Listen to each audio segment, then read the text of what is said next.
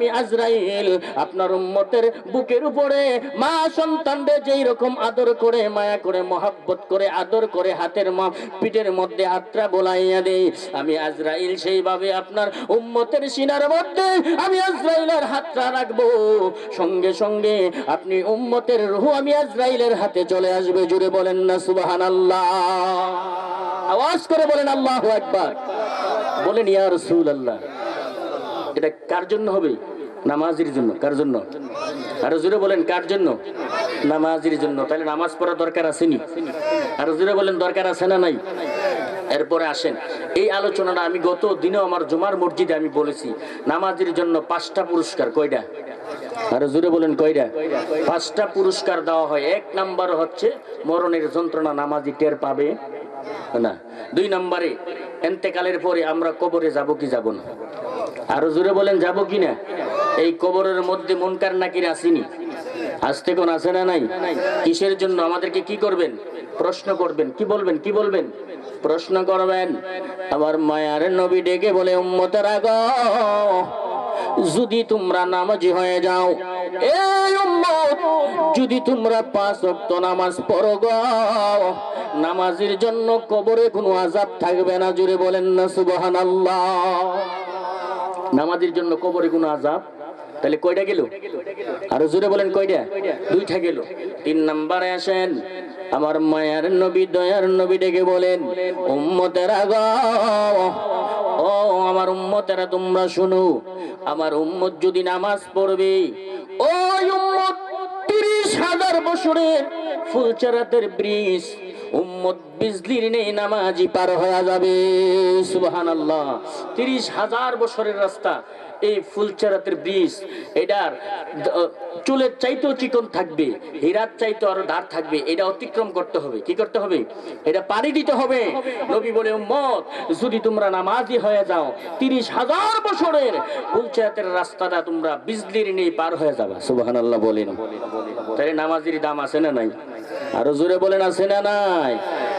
নামাজে নামাজি রে, নামাজে নামাজে নামাজি রে সরল পথে আনতে পারে। কথা কোন ঠিক কিনা? আরে যে নামাজে নবী নাই রে, সে নামাজ কেউ পড়ল না রে। ঠিক কিনা বলেন? নামাজে নবী আসেনি? আরো আসতে কোন আসেনি? তাশাহুদের মধ্যে কোননি আসসালামু আলাইকা আইয়ুহান নাবী বলেননি? বলেননি? এই সালামটা কারে দেন? নবী রহমাতাল লিল। আর জোরে বলেন নবী রহমাতাল লিল। আরে যেই নামাজে নবী নাই রে, সেই নামাজ কেউ পড়ল না রে। যেই নামাজে নবী নাই রে, সেই নামাজ কেউ পড়ল না রে। নামাজে নামাজি রে, নামাজে নামাজে নামাজি রে মরণ পথে নিতে পারে। কথা কোন ঠিক কিনা? আরেক নামাজি আছে ফাওয়াইলুল লিল মুসাল্লিন। একদল নামাজির জন্য আল্লাহর ওয়াইল নামক একটা দুজক আছে। কি আছে? এই দুজকটা হা কইরা রইছে একদল নামাজির জন্য। একদল নামাজি। এটা কোন নামাজি? কথা কোন আসেনি? বেজাল আসেনি? কথা কোন আসেনি? নামাজ পড়ে সুদ খায়, নামাজ পড়ে ঘুষ খায়, নামাজ পড়ে মিথ্যা কথা কয়, নামাজ পড়ে চুগলখুরি করে, নামাজ পড়ে আবার গীবত। ঠিক আছে? আছে না নাই? মসজিদে নামাজ পড়ে গিয়ে দোকান ওই বদলাম শুরু করছে। তো হুনচিনিও কি তা ওই মুহূর্তে এটা করছে? এই গীবত আসেনি? তাহলে এই যেই নামাজ আপনার বেফাসা কাজ থেকে দূরে সরাইতে পারলো না, এই নামাজ আপনার জাহান্নামে লয়ে যাবে। কথা কোন ঠিক কিনা? আর জোরে বলেন ঠিক কিনা? কারণ আল্লাহ তো বলছে, ইন্নাস সালাতা তানহা আনিল ফাহশাই ওয়াল মুনকার। নামাজ মানুষকে বেফাসা কাজ থেকে দূরে রাখে, দূরে রাখে। কথা কোন ঠিক কিনা? তো নামাজ পড়া কি ঘুষ খাওন দেব? তাহলে বোঝা গেল এই নামাজটা আপনার সঠিক নামাজ হইল না। এই নামাজের মধ্যে কি হইল না? এই নামাজ আপনাকে তাসির করলো না। এই নামাজে আপনার আমলের মধ্যে পরিপূর্ণতা হইল না। আপনি লোক দেখাইন না নামাজ পড়লেন, সমাজী নামাজ পড়লেন। কথা বলেন ঠিক কিনা? তাহলে এই নামাজ পড়লে কাজ হবে? নামাজ 3 নাম্বার 4 নাম্বারে আসেন, আমার দয়াল নবী ডেকে বলে, উম্মতেরা রে, 4 নাম্বারে পুরস্কারটা কি তোমরা জানো নি? ও আমার উম্মতেরা তোমরা শোনো গো, হাসরের ময়দানের মধ্যে সমস্ত মানুষ আদম থেকে ঈসা পর্যন্ত সমস্ত নবী রাসূলেরা প্রত্যেকটা মানুষে মাথার এই পেশানির আদাত উপরে 12টা সূর্যের মুখ নিয়ে তা দিতে থাকবে। কি দিতে থাকবে?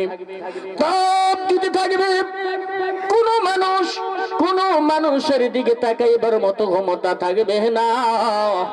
সবাই চিৎকার মেরে মেরে বলবে, নাফসি, আল্লাহ আমাকে বাঁচান, আমাকে বাঁচান, আমাকে বাঁচান। একমাত্র শুধু আমার আপনার নবী রহমাতাল লিল আলামিন বলি, রব্বি হাবলি ইয়া উম্মতি। সুবহানাল্লাহ। ও দয়াল আল্লাহ গো, আমার গুনাহগার উম্মত গুলাকে ক্ষমা করে দাও, আমার গুনাহগার উম্মত গুলারে তুমি মাফ করে দাও। জোরে বলেন না সুবহানাল্লাহ। এখন আমল নামা কি ডান হাতে আসবে না আমল নামাটা বাম হাতে আসবে? এবার যদি আপনার আমল নামা যদি আপনার ডান হাতে আসে, আপনি জান্নাতি হয়ে যাবেন। আমল নামা যদি আপনার বাম হাতে চলে আসে গো, আপনি জাহান্নামী হয়ে যাবেন। আমার দয়াল নবী ডেকে বলে, উম্মতেরা গো, ওই হাসরের ময়দানের মধ্যে কঠিন মুসিবতের মধ্যে তোমার আমল নামা, নামাজির আমল নামাটা ডান হাতের মধ্যে অবস্থান করবে। জোরে বলেন সুবহানাল্লাহ। আওয়াজ করে বলেন না আল্লাহু আকবার। তাহলে সেই নামাজটা পড়া দরকার আছে না নাই? আরে জবান খুলে বলেন আছে না নাই? 5 নাম্বার পুরস্কার হলো, আমার মায়ার নবী ডেকে ডেকে বলে, উম্মতেরা তোমরা শুনো, যে নামাজ পড়বে আমার উম্মত, কোনো হিসাব কিতাব থাকবে না। আমার আল্লাহ বিনা হিসাবে নামাজের জান্নাতে পৌঁছায়া দিবে। আল্লাহু আকবার। তাহলে নামাজ পড়লে কয়টা পুরস্কার? আরো জোরে বলেন কয়টা? তাহলে সেই নামাজ আমাদের পড়া দরকার আছে না নাই? আর জবান খুলে বলেন দরকার আছে না নাই? আজকে দেখা যাচ্ছে মসজিদের মধ্যে মুসল্লি নাই। মসজিদ একটা সুন্দর করিয়ে দিয়েছে, টাইলস লাগাইছে, আর কত কিছু লাগাইছে বুঝছেননি, কিন্তু মসজিদের মধ্যে মুসল্লি। মসজিদ কই টাইলস লাগাইলে তো আমি খুশি না, আমি খুশি হইলো আমি মসজিদের অলংকার হইলো মুসল্লি। কথা কোন ঠিক কিনা? আর জোরে বলেন ঠিক কিনা? মুসল্লি বলে আমার অলংকার হচ্ছে, মসজিদ বলে আমার অলংকার হচ্ছে একমাত্র মুসল্লি। মুসল্লি যদি আমার ঘরে আসে, আমি মসজিদ খুশি, আমি গর্বিত। কথা কোন ঠিক কিনা? এই মসজিদটা তো হানায় কাবার একটা অংশ। কথা কোন ঠিক কিনা? আরো জোরে বলেন ঠিক কিনা? আল মসজিদু বাইতুল্লাহ, মসজিদটা তো আল্লাহর ঘর। মসজিদরা কার ঘর? তা হুজুর বলতে পারেন যে হুজুর আল্লাহর ঘর হানায় কাবা তো আছে মক্কা শরীফে, কিন্তু এইটারে কেমনে হানায় কাবার সাথে যোগ দিলেন? এটা আছে না নাই? মিল আছে না নাই? আরো জোরে বলেন আছে না নাই? হানায় কাবা যখন নির্মাণ করা হলো, আমার দয়াল আল্লাহ জান্নাত থেকে ফেরেশতাদেরকে দিয়া ওই হানায় কাবাটা নির্মাণ করছে গো। নির্মাণ করার পরে অবশিষ্ট কতগুলি কঙ্কর, কতগুলি পাথর অবশিষ্ট রইলেন। আপনারা ঘর নির্মাণ করেননি, নির্মাণ করার পরে কতগুলি পাথর বালি অবশিষ্ট থাকেনিও, বেশি থাকে না? এইটা দিয়ে অনেক কাজে টাজে লাগায়। হানে কাবা নির্মাণ করার পরে কতগুলি জান্নাতি পাথর অবশিষ্ট রইলেন। এখন হানে কাবা তো নির্মাণ হয়ে গেছে, পাথরগুলি বাকি আছে। পাথরগুলি আমার আল্লাহরে ডাইকা বলে, আল্লাহ গো, ও দয়াল আল্লাহ, আমার সঙ্গীর সাথী ভাইডারে তুমি তোমার হানায় কাবার মধ্যে লাগাইলা। আমার সঙ্গে যে পাথরগুলি ছিল, এই পাথরগুলি হানায় কাবাই দিয়া তুমি নির্মাণ করলা। এই কাবাকে তুমি শ্রেষ্ঠত্ব দিলা, এই কাবাকে তুমি শ্রেষ্ঠত্ব ঘোষণা দিলা গো আল্লাহ। তুমি তো বলেছো হানায় কাবা তাওয়াফ করবে, আবার হানায় কাবার মধ্যে এসে হাজারে আসওয়াতের মধ্যে চুমা দিবে। এত দামি তুমি তোমার হানায় কাবারে বানাইলা, কিন্তু আমরা তো হানায় কাবার সঙ্গে পাথরের সঙ্গে আসছি, আমরা কেন হানায় কাবার মধ্যে লাগলাম না? আমাদের অপরাধটা কি? জোরে বলেন আল্লাহু আকবার। এই পাথরগুলি আল্লাহর কাছে দরখাস্ত পেশ করলেন, আল্লাহ আমরা হানায় কাবা লাগলাম না, তোমার বান্দারা আমাদেরকে সেজদা দিবে না, আমাদের অপরাধটা কি? আল্লাহু আকবার বলেন না। আমার আল্লাহ জিবরাইল আলাইহিস সালামকে ডেকে ডেকে বলেন, জিবরাইল গো, ও জিবরাইল, এই অবশিষ্ট পাথরগুলি লইয়া তুমি পাহাড়ের চড়াই অবস্থান করো না। জিবরাইল কয়, আল্লাহ গো, অবস্থান করলে কি হবে? সুবহানাল্লাহ বলে। আমার দয়াল আল্লাহ ডাইকে বলে, জিবরাইল গো, তুমি পাথরগুলি লইয়া যাও না পাহাড়ের উপরে, উপরের মধ্যে উঠিয়া তুমি জিব্রাইল অবশিষ্ট পাথরগুলিকে তুমি নিক্ষেপ করো, নিক্ষেপ করে দাও। আর জিব্রাইল কয় আল্লাহ নিক্ষেপ করলে কি হবে? ও জিব্রাইল, তোমাকে আমি আদেশ করেছি তুমি পাথরগুলি নিক্ষেপ করে দাও, বাকি দায়িত্ব আমি আল্লাহর হয়ে যাইবে। সুবহানাল্লাহ, আল্লাহু আকবার, ইয়া রাসূলুল্লাহ, জিন্দাবাদ, আল্লাহু আকবার। মানুষ তো মোটামুটি ভালোই আছে, কিন্তু আওয়াজ দেয় তো আসতে হয় কেন আমি তো বুঝতেছি না। কি কোন একটু সামনের দিকে আসেন না আপনারা? এই যুবকেরা দাঁড়াই দিছে বাসন, একটু সামনে আসেন না। লা ইলাহা, একটু সামনে আসেন। লা ইলাহা, জোরে লা ইলাহা, মাশাআল্লাহ লা ইলাহা,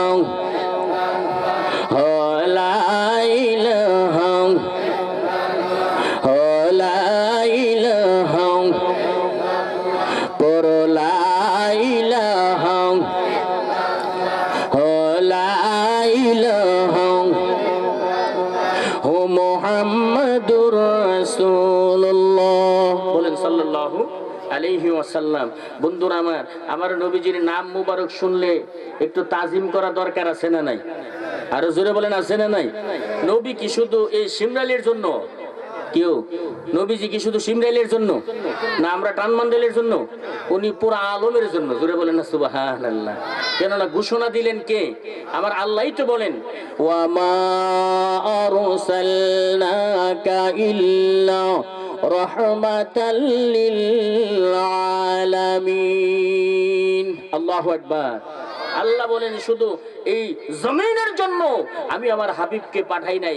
আলমের বহু বচন হচ্ছে আলামিন। গোটা আলামিনের জন্য আমি আল্লাহ যেরকম খালেক, আমি আল্লাহ যেরকম মাখলুকের স্রষ্টার সৃষ্টির স্রষ্টা, আর ওই সৃষ্টি মাখলুকাতের জন্য আমার বন্ধু উনি হচ্ছে রহমাতাল লিল, আর জোরে বলেন না রহমাতাল লিল আলামিন। ঘোষণাকার আল্লাহ। তো সেই জন্য আমাদের নবীজি রাসূল পাকের নাম শুনলে একটু তাজিম করা দরকার আছে না নাই? এটা সুন্নতে আবু বকর, আবু বকর এই তাজিমটা করতেন। সুবহানাল্লাহ বলেন। কে বলতেন? কে বলতেন? হযরতে আবু বকর এই তাজিম করতেন। তাহলে এই তাজিমটা করলে পরে দেখা যাচ্ছে আমার রাসূল পাকের বরকতে চোখের মধ্যে চোখের দৃষ্টি শক্তি আল্লাহ পাক বাড়ায়া দেয়। সুবহানাল্লাহ বলেন। আর জোরে বলেন সুবহানাল্লাহ। বন্ধুরা আমার, আমি সেদিকে যাচ্ছি না। আমার ঘোষণা ছিল আল্লাহ বলেন জিব্রাইল কি করো? পাথরগুলি তুমি নিক্ষেপ করো। নিক্ষেপ করার দায়িত্ব আমি তোমারে দিলাম, কিন্তু বাকি যে দায়িত্ব আমি আল্লাহই নিয়ে নিলাম। সুবহানাল্লাহ বলেন। এবার জিব্রাইল আলাইহিস সালাতু ওয়াস সালাম অবশিষ্ট পাথরগুলি লইয়া, কঙ্করগুলি লইয়া ওই পাহাড়ের উপরে উপরের মধ্যে যায় অবস্থান করলেন। জিব্রাইল আলাইহিস সালাতু ওয়াস সালাম পাথরগুলি এইভাবে নিক্ষেপ দিলেন, পাথরগুলি এরকম ভাবে ঢিল দিলেন, ইটা দিলেন। এবার আমার আল্লাহ রাব্বুল আলামিন জিবরাইল আলাইহিস সালাতু ওয়াস সালাম রে ডেকে ডেকে বলে, জিবরাইল এ জিবরাইল, তোমার নিক্ষেপ করেছো আমি আল্লাহর কুদরত দ্বারা এই বাকি পাথরগুলি, বাকি কংক্রিটগুলি আমি আল্লাহ তামাম পৃথিবীর মধ্যে ছড়াইয়া দিয়েছি। ওই পাথর যেই জমিনের মধ্যে আসছে, যেই জমিনের মধ্যে পড়ছে, যেই জমিনটা গাতা হোক আর গর্ত হোক, পুকুর হোক আর যাই হোক না কেন, কিয়ামতের আগে এই পাথর যেই জমিনের মধ্যে আছে, এই জমিনের মধ্যে আমি আল্লাহর একটা ঘর মসজিদ নির্মাণ হয়ে যাবে। এই কেন্দ্রীয় মসজিদ, এখানে ওই হানায় কাবার একটা পাথর আল্লাহ রাখছে। সুবহানাল্লাহ বলেন। সেই জন্য আপনারা দিয়ে আল্লাহ এখানে একটা মসজিদ নির্মাণ করছে। সুবহানাল্লাহ বলেন। এই কিয়ামত পর্যন্ত এই পাথর যে জমিনের মধ্যে আছে, ওইখানে একটা কওম হবে, ওইখানে সমাজ হবে, গ্রাম হবে। ওই মানুষগুলির নেতৃত্বে আল্লাহ পাক ওই পাথরটা যেখানে রেখেছেন, কিয়ামতের আগে পর্যন্ত ওই পাথরের উপরে আল্লাহর একটা হানায় কাবার এই মসজিদ নির্মাণ হবে। জোরে বলেন সুবহানাল্লাহ। সেই জন্য আমার নবী বলছেন আল মসজিদু বাইতুল্লাহ, মসজিদটা হচ্ছে আল্লাহর ঘর। সুবহানাল্লাহ বলেন। এটার সাথে হানায় কাবার সাথে কি আছে? যোগাযোগ আছে। এই মসজিদের সাথে হানায় কাবার সাথে কি আছে? আরো জোরে বলেন কি আছে? মিল আছে। সেই জন্য আমার নবী বলছেন আল হাজ্জুল মাসাকিন, কেননা আল জুমাতু হাজ্জুল মাসাকিন, জুমার দিনটা হচ্ছে এই আপনার এতিমদের জন্য একটা হজের দিন। সুবহানাল্লাহ বলেন। যাদের তৌফিক নাই এরা যেন জুমার দিন যায় মসজিদে অবস্থান করে, এই জুমার দিনটাই আমার গরিব উম্মতের জন্য একটা হজের দিন। সুবহানাল্লাহ বলেন। আর জোরে বলেন আল্লাহু আকবার।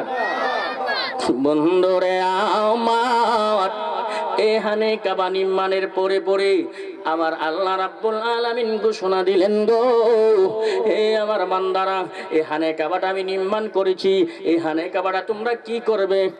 তাওয়াফ করবে। কি করবে? তোমরা হানে কাবাটা তাওয়াফ করবা। এখন হানে কাবা তাওয়াফ করার জন্য, হজ করার জন্য মানুষ যায় কি যায় না? যাদেরকে আল্লাহ তৌফিক দিয়েছে তারা হানে কাবা যায় কি যায় না? সম্পদশালী যারা তারাই কিন্তু হানে কাবা তাওয়াফ করার জন্য রওনা দেয়। আল্লাহর কুদরত বোঝা যায় না গো, আমার আল্লাহর একজন বান্দী হানে কাবা তাওয়াফ করতে গেছে। উনি গর্বিত অবস্থার মধ্যে হানে কাবা তাওয়াফ করতে গেলেন হজ করার জন্য। উনি যখন হানে কাবার মধ্যে অবস্থান করলেন গো, এবার হানে কাবাটা উনি তাওয়াফ করে আর বলে লাব্বাইক লা শারিকা লাকা লাব্বাইক, আল্লাহ গো আমি হাজির হয়ে গেছি, তোমার সঙ্গে আর কোনো আল্লাহ নাই, আর কোনো ইলা নাই, তুমি হচ্ছ আল্লাহ।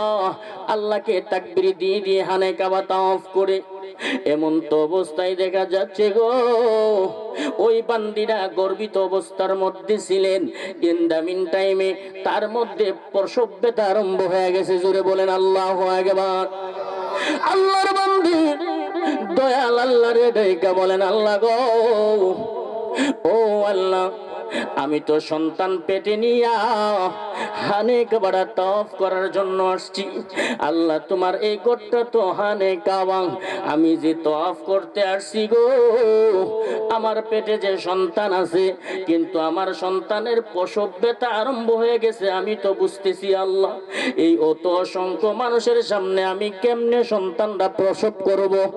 ও দয়াল আল্লাহ, তোমার একটু কুদরতি রহমতি বরকত দিয়া আমি বিনতে ফাতেমার ইজ্জতটা তুমি একটু রক্ষা করো না। সুবহানাল্লাহ। এটা নিয়ে যান, কই লাগবে না, গলায় সমস্যা হয়। নাম ছিল কি? বিনতে ফাতেমা। এই আল্লাহর বান্দিটার নাম কি ছিল? আর জোরে বলেন নাম কি? ফাতেমার প্রসব ব্যথা আরম্ভ হয়ে গেছে। ফাতেমা কয় আল্লাহ, এত মানুষ হজ করতে আসছে, এখন আমার সন্তানরা দুনিয়াতে আসার সময় হয়ে গেল, এখন আমার সন্তানরা আমি কেমনে প্রসব করব এত হাজার হাজার মানুষের মধ্যে? কথাটা ঠিক কিনা? আরো জোরে বলেন পর্দার দরকার আছে না নাই? আরো জোরে বলেন দরকার আছে না নাই? এবার ফাতেমা সাহায্য চাইলেন কার কাছে? আরো জোরে বলেন কার কাছে চাইলো? আমার আল্লাহ ফাতেমাকে হেফাজত করতে পারে কি পারে না? আরো জোরে বলেন পারে কি পারে না? বন্ধুরে আমার ফাতেমা ডাইকা ডাইকা বলেন আল্লাহ গো, আমার ইজ্জতের জামিনটা তুমি হয়ে যাও না। ও আল্লাহ, আমি এখন কোথায় অবস্থান করব? কোথায় যাই আমার সন্তানটারে আমি এখন প্রসব করব, ভূমিষ্ঠ করব?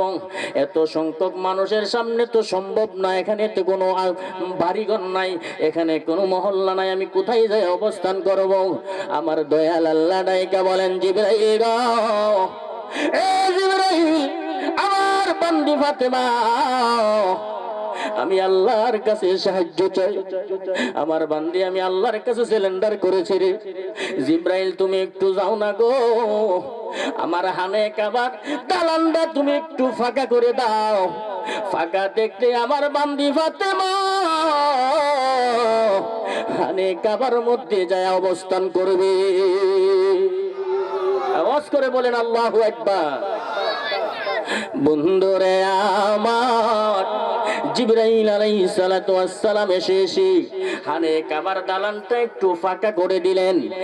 আর জিবরাইল আলাইহিস সালাম হানে কাবার দালানটা যখন একটু ফাঁকা করে দিলেন, আল্লাহর বান্দি ফাতেমার বুঝতে বাকি রইল না। ওই ফাঁকা দালান ফাঁকা দিয়া যাইয়াম হযরতে ফাতেমা হানে কাবার ভিতরের মধ্যে, হানে কাবার ভিতরের মধ্যে অবস্থান করলেন। আমার দয়াল আল্লাহ ডাইকা কই, জিবরাইল গো, এই হানে কাবার দালানটা যদি ফাঁকা থাকে, অসংখ্য আমার বান্দারা হানে কাবা তাওয়াফ করে কোন একটা বান্দা যদি যাইয়া ওই ফাঁকা দিয়ে হানে কাবার মধ্যে ঢুকা যায়, তাহলে তো আমার বান্দি ফাতেমার কলঙ্ক হয়ে যাবে। কথা কোন ঠিক কিনা? জিবরাইল কই, আল্লাহ কি করব? কই, তুমি ফাঁকাটা আগের মতো একটু মেরামত করে দাও, যেন দুনিয়ার কোনো মানুষ বুঝতে না পারে এই হানে কাবার ভিতরে আমার বান্দি ফাতেমা অবস্থান করছে। সুবহানাল্লাহ বলে। তাই পূর্বের মতো, একটু পূর্বের মতো হানে কাবার আবার হয়ে গেল। আমার আল্লাহ রাব্বুল আলামিনের দরবারে আল্লাহর বান্দিরা সাহায্য চাইলেন, আল্লাহ হেফাজত করলেন। এই হানে কাবার ভিতরে হযরত বিনতে ফাতেমার সন্তান ভূমিষ্ঠ হইলেন, একটা ছেলে সন্তান। কি সন্তান? কষ্ট হইতেছে আপনাদের কাছে? আরে জোরে বলেন, কষ্ট হইতেছে?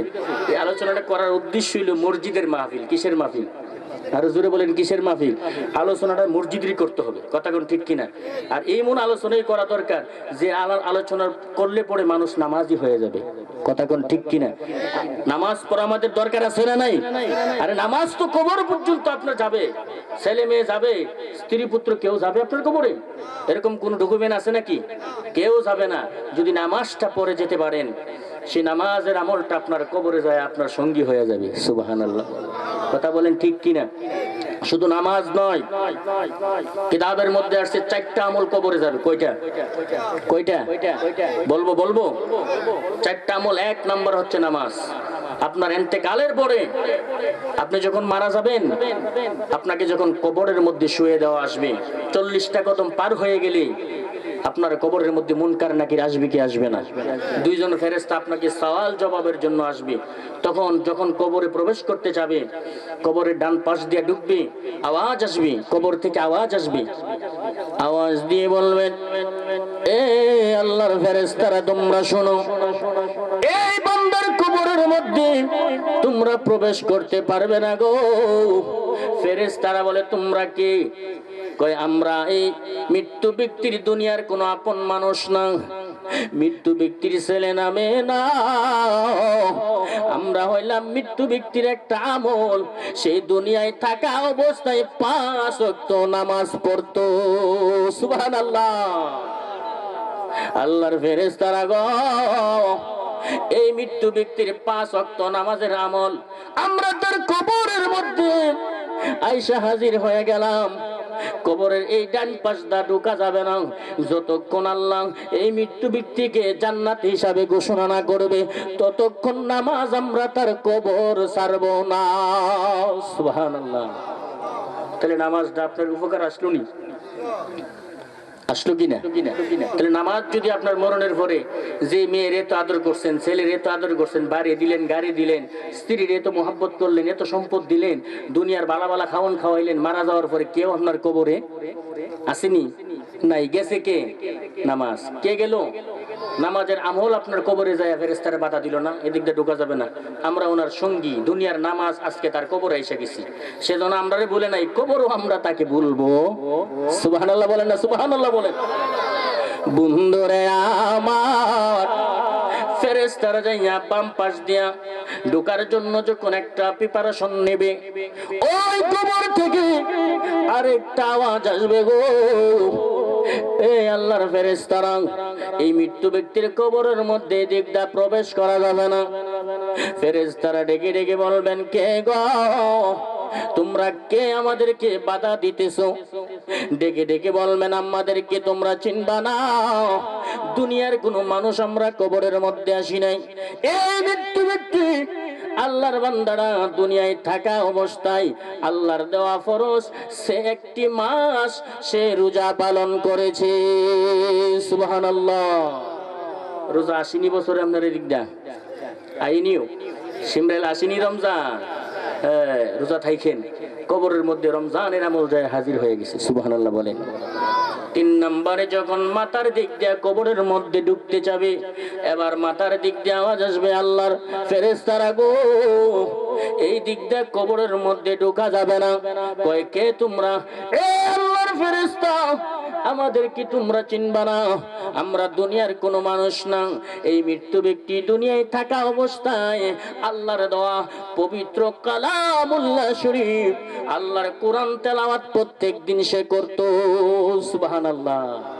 কোরআন তেলাওয়াত ঘরে আসেনি এখন? নাই, আছে? আগেকার মেয়ে লোকেরা, মুরব্বীরা প্রত্যেকদিন ফজরের পরে কোরআন তেলাওয়াত করতো কি করতো না? আরো জোরে বলেন, করতো কিনা? আল্লাহ কই বান্দারে, তুমি কোরআন তেলাওয়াত করো না, তুমি আমি আল্লাহর সাথে এনে কথা বলতে আছো। সুবহানাল্লাহ বলেন না? কোরআনটা তো আল্লাহর কালাম। সুবহানাল্লাহ বলেন। তো এই কোরআন তেলাওয়াত যে করছে, কোরআনের আমলটা আমরা আজকে তার কবরের মধ্যে এসে গেছি। সুবহানাল্লাহ বলেন।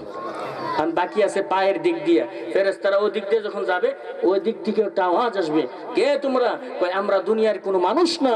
এই মৃত্যু ব্যক্তিটা দুনিয়ায় থাকা অবস্থায় হাফিজুল লিসান, তার এই জবানটা, তার এই জিহ্বাটা, তার জবানটা পবিত্র ছিল। সুবহানাল্লাহ বলেন। মিথ্যা কথা বলে নাই, সুদ খায় নাই, ঘুষ খায় নাই, চুগলখুরি করে নাই, গীবত করে নাই, মানুষকে গালি দেয় নাই। এই জবানটা হেফাজত করছে। এটার নাম কি? চরিত্র। এটার নাম কি? আরো জোরে বলেন, নাম কি? এই চরিত্র যে হেফাজত করছে, এই চরিত্র একটা অমূল্য সম্পদ। সুবহানাল্লাহ বলেন। কথা কোন ঠিক কিনা? এই চরিত্রের আমল আমরা তার কবরে আইসা গেছি। জোরে বলেন সুবহানাল্লাহ। আর জোরে বলেন সুবহানাল্লাহ। তাহলে নামাজ, রোজা, এরপরে কোরআন তেলাওয়াত, আর কি? চরিত্র। এই চারটা আমল যদি আপনার সঙ্গে আপনি নিতে পারেন, কবরে ফেরেশতা আপনার সাথে সুন্দর আচরণ করবে কি করবে না? আর জোরে বলেন, আছে না নাই? তখন তো আপনার অটোমেটিকলি আপনার জবান দিয়ে চলে আসবে, কি চলে আসবে? আপনাকে বলা হবে মান রাব্বুকা। আপনি যদি ইমানদার হন, নেককার হন, আপনি বলবেন রাব্বি আল্লাহ। মান দিনুকা, দিনিয়ান ইসলাম। সুবহানাল্লাহ বলেন। মান নাবিয়ুকা অথবা হাজা রাসূলুল্লাহি ফি বুইসাবিকুম, উনি কে? যিনি তোমার কবরের মধ্যে দেখা যায়। সুবহানাল্লাহ বলেন না? আর জোরে বলেন না আল্লাহু আকবার। নবী কবরে আসবেনিও। আর আস্তে কোন আসবেনি? নবী কবরে আসবে কি আসবে না? তখন আপনার জবান দিয়ে অটোমেটিকলি চলে আসবে, রাদিতু বিল্লাহি রাব্বা ওয়া বিল ইসলাম দীনা ওয়া বি মুহাম্মাদিন সাল্লাল্লাহু আলাইহি ওয়াসাল্লাম নবিয়্যান ওয়া রাসূলা। সুবহানাল্লাহ। রাব্বি আল্লাহ, দিন হচ্ছে ইসলাম, আর উনি হচ্ছে আমার নবী রহমাতাল লিল, উনি তো আমার রাসূল, যার রিসালাতের উপরে আমি প্রতিষ্ঠিত ছিলাম। সুবহানাল্লাহ বলেন। আর জোরে বলেন সুবহানাল্লাহ। নবী কবরে আসলে আমার আপনার কোনো ভিলি আসেনি? আর জোরে বলেন, আসেনি? নবী তো উম্মতের কান্ডারি, উম্মতকে সাফায়াত করবে। সেই জন্য নবীর ব্যাপারে কোনো নেগেটিভ চিন্তা করা যাবে? যাবে? যাবে? নবীর ব্যাপারে কোনো নেগেটিভ চিন্তা করা যাবে না, ছোট বড়। আল্লাহ কোরআনে নবীরে বড় বানাইছে, ওয়ারাফানা লাকা যিকরাক। হে রাসূল, আপনার জিকির আমি উচ্চ করেছি, বুলন্দ করেছি। সুবহানাল্লাহ বলেন। আল্লাহ যদি জিকির বুলন্দ করে, উঁচু করে, আমি কমাইবার কোনো দরকার আছে? আর জোরে বলেন, আছে নাকি? এগুলি হয়ে যাবে বেয়াদবি। কি হবে? বেয়াদবি। কি হয়ে যাবে? নবীর ব্যাপারে কোনো নেগেটিভ চিন্তা করা যাবে? আল্লাহ বলছে আকিমুস সালাত, নামাজ কি করো? কায়েম করো। নামাজ কেমনে পড়বেন? এটা আল্লাহ বলে নাই। আরবরা পড়বেন, কেমনে সেজদা দিবেন, এইগুলি শিক্ষা দিয়েছে নবী রহমাতাল লিল। আরো জোরে বলেন, নবী রহমাতাল লিল। কেমনে সেজদা দিবেন, কেমনে রুকুত যাবেন, কোথায় যায় তাসবিহ পড়বেন, কি তাসবিহ পড়বেন, এগুলি নবী শিক্ষা দিয়ে গেছে। সুবহানাল্লাহ বলেন। আর জোরে বলেন না আল্লাহু আকবার। মাযহাবের কতগুলি আইন আছে, এগুলি আমাদের মেনে আমাদের নামাজটুকুন পড়তে হবে। জোরে বলেন সুবহানাল্লাহ। একটু দুরূদ শরীফ পড়েন। আল্লাহুম্মা সাল্লি সাইয়্যিদিনা মাওলানা মুহাম্মদ আলা আলি সাইয়্যিদিনা মাওলানা মুহাম্মদ আলা আলি সাইয়্যিদিনা মাওলানা। আমার কথাটা ছিল ওই হানে কাবার ভিতরে, মনে আছে? একটা সন্তান জন্ম নিল, ছেলে সন্তান না মেয়ে? আর জোরে বলেন, ছেলে না মেয়ে? ফাতেমার ঘর থেকে একটা সন্তান জন্ম নিল, ছেলে সন্তান। সন্তান জন্ম নিলে কি হবে? সন্তানরা তো চোখ খুইলা মার দিকে তাকায় না, সন্তানরা তো চিল্লান দেয় না, সন্তানরা তো মার স্তন থেকে দুধ পান করে না। সমস্যা কয়টা? আরো জোরে বলেন সমস্যা কয়টা? 1 নম্বরে দুধ পান করে না, 2 নম্বরে চোখ খুলে না, 3 নম্বরে সিল্লান দেয় না, কথা বলে না, আওয়াজ আসে না। বিনতে ফাতেমা গো আল্লাহ গো, ও দয়াল আল্লাহ, আমি ফাতেমারে একটা সন্তান তুমি দান করলা গো। এ সন্তানটা তো তুমি জন্ম দিলা, সন্তানটা তো আমাকে ভূমিষ্ঠ করাইলা দুনিয়ার সর্বশ্রেষ্ঠ জায়গা হানে কাবার ভিতরে, সুবহানাল্লাহ। ও দয়াল আল্লাহ, সন্তান দেখা তো আমার যারা ঠান্ডা হয়ে গেছে, কিন্তু আমার সন্তান যে আমি মার স্তন থেকে দুধ পান করে না, আমার সন্তান বাঁচবো কেমনে? সুবহানাল্লাহ কোন না?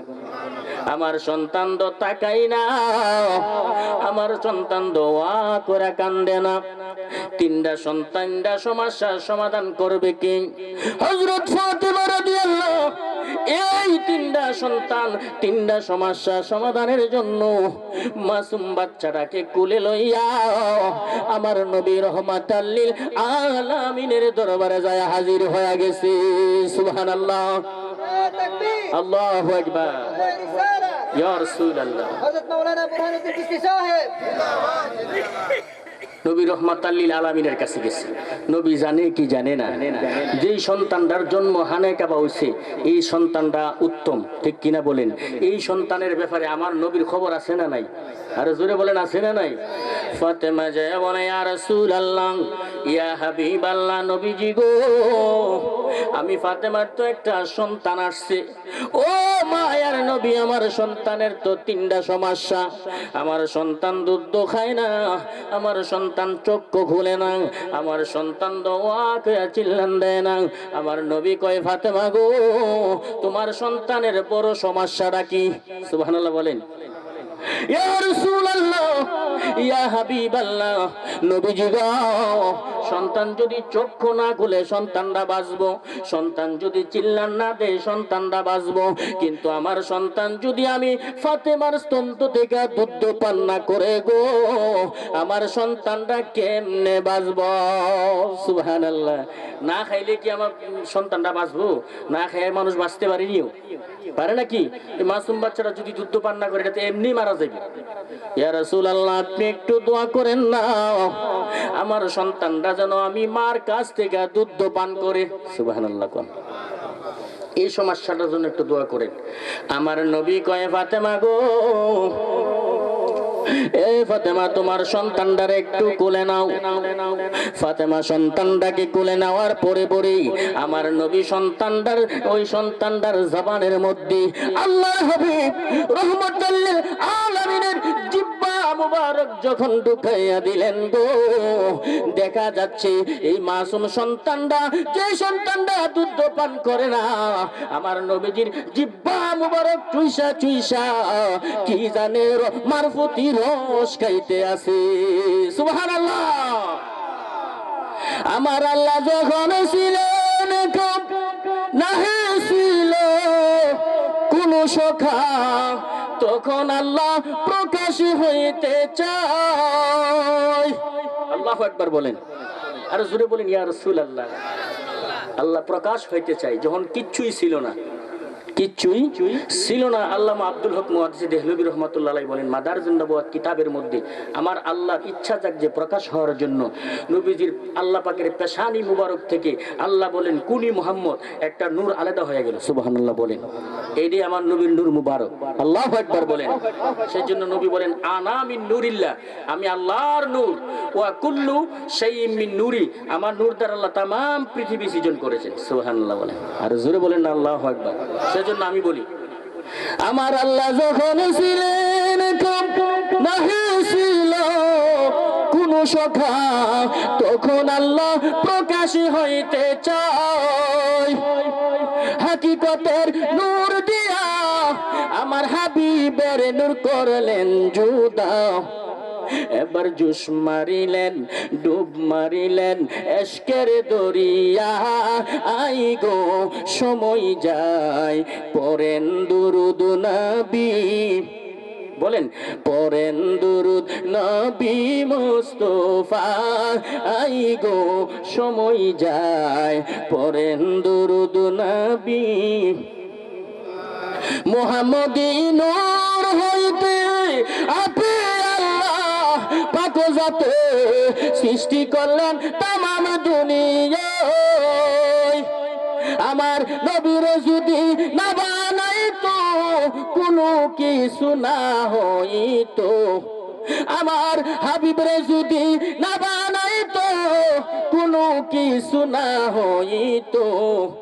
এবার অন্ধকারে বলেন না, অন্ধকারে থাকি তো সবাই গো, সময় যায় পড়েন দুরুদ নবী, পড়েন দুরুদ নবী মুস্তাফা আই গো, সময় যায় পড়েন দুরুদ নবী। আল্লাহু আকবার বলেন। কি কোন খারাপ লাগে? নবীজির শান না বললে ভালো লাগে না, কথা কোন ঠিক কিনা? আল্লাহই তো নবীর শান, কথা বলেন ঠিক কিনা? পুরা গালামের মধ্যে আছে না নাই? আছে না নাই? আরো জোরে বলেন আছে না নাই? কই নবী গো, আমার সন্তানরা যদি দুধ পান করে তাইরই চলবো, দুধ পান করলে আমার সন্তানরা দেখুক আর চিল্লার না দেখ, কিন্তু দুধ খাইলে তো সন্তানরা বাচ্চা থাকবে। সুবহানাল্লাহ বলেন। দেখছেন নি মা আর সন্তানের মধ্যে কত মোহাব্বত, মার কত সন্তানের প্রতি দয়া, কথা বলেন ঠিক কিনা? আজকে যে যুবক ছেলেরা এই মাহফিলটা করলো, আমি দেখছি বিকালবেলায় যে সন্তান ছেলেটির কাছে মনে হয় একটা ঈদের আনন্দ হইতাছে, ঠিক কিনা? ও আর জোরে বলেন ঠিক নেই? মনে হয় যে ঈদ আইলে যে একটা আনন্দ, ছেলেগুলি সে আনন্দ করতেছে, এদিকে যাই ওদিকে যাই, এই সোফা আনতেছে, টেবিল আনতেছে, সাজাইতেছেন, কত সুন্দর, কথা কোন ঠিক কিনা? আর জোরে বলেন ঠিক কিনা? আজকে ছেলেরা পারতো এখানে একটা গাড়ির মজলিস দিত, পারতো না? আর জোরে কোন পারতো নি? বাদা গলাম কেউ দিত না, ভালো একটা গান আদার আনিস আর যুক্তি দিল, কথা কোন ঠিক কিনা? তা না করে কোরআন হাদিসের একটা মাহফিল দিল, এতে আপনারা খুশি না বেজার? আর জোরে বলেন খুশি না বেজার? মায়ের খেদমত যদি করে, সন্তানেরা যদি মায়ের খেদমত করে, মা যদি আল্লাহর দরবারে হাত তুলে দোয়া করে, এই সন্তানরা নিঃসন্দেহে আল্লাহর দরবারে ওলি হয়ে যাবে। সুবহানাল্লাহ বলেন। কথা কোন ঠিক কিনা? আর জোরে বলেন ঠিক কিনা? বাইজিদ বুস্তামি মায়ের দোয়া ওলি হয়েছে কি হয়েছে না? আর জোরে বলেন। ইতিহাস প্রমাণ করে বাইজিদ বুস্তামির কারামতির মধ্যে দেখেন, বাইজিদ মাসুম বাচ্চা, অর্থাৎ স্কুলে পড়াশোনা করে, মানে বাল্যক অবস্থায়, নাবালেক হয় নাই, মা এই শীতের রাত্রে মা বাইজিদরে ডাকছে, বাইজিদ রে, কয় আম্মা, কই তুমি কি করো? কমা আমি তো পড়তে আছি। কয় এদিকে আসো না। কি? কয় আমি মার একটু পানি আইনা দিতে পারবা, আমার তো পানির পিপাসা লাগছে। সুবহানাল্লাহ বলেন। মা বলছে, ওই সময় তো এত কাছাকাছি পুকুর ছিল না, বাইজিদ বুস্তাম শহরে, বুঝেন নাই, অনেক দূরে মরুভূমির ওই প্রান্তরে পানি। বাইজিদ বুস্তামি মার কথা শুই না, এই শীতের বেলা কোন কোন শীতকে অপেক্ষা করে একটা মশক হাতি নিয়ে গড়তে বাহির হয়ে গেছে। পানি নিয়ে আসতে আসতে আয়সা দেখে মা ঘুমাইয়া গেছে। সুবহানাল্লাহ বলেন না? মা কারে বলে? কি কি? মা ঘুমাইয়া গেছে। বাইজিদ কই, আমি যে এখন যদি আমার মারে আমি ডাক দেই, আমার মা যদি ঘুম থেকে ওইটা গো, বাইজিদ তুমি আমার ঘুমটা ভাঙ্গা দিলে আমার মনে কষ্ট হয়েছে, তাহলে তো আমি বাইজিদের বেয়াদবি হবে। দেখছেন অবস্থা? ছাত্র মানুষ কত চিন্তা করতেছে। এই গ্লাসটা নিয়ে ঠান্ডার রাত্রে উনি কি করলেন? দাঁড়ায় রইলেন। আর জোরে বলেন কি করলেন? দাঁড়ায় রইলেন। দাঁড়ানোর পরে মা ফজরের নামাজ পড়ে, তাহাজ্জুদের নামাজ পড়ে, নামাজের সময় মা ঘুম ভাঙছে, এবং মা ঘুম ভাঙ্গা মাথাটা আলোক করে দেখে বিছানার পাশে মাথার শিওরে বাইজিদ এই ঠান্ডার পানি গ্যালেস নিয়ে উনি দাঁড়ায় রয়েছে। সুবহানাল্লাহ বলেন। মা বলে, বাইজিদ রে, ও বাইজিদ, এত গভীর রাত্রি, ঠান্ডার রাত্রি, তুমি কেন আমি মার বিছানার পাশে পানি নিয়ে দাঁড়ায় আছো?